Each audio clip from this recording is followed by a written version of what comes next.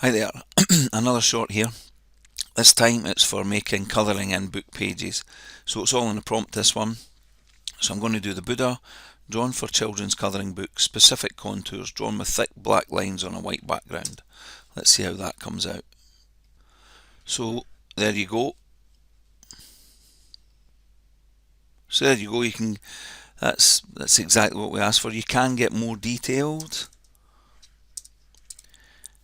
Just add the Buddha there and just pad out your prompt. I've added intricate detail, scenery and landscape masterpiece.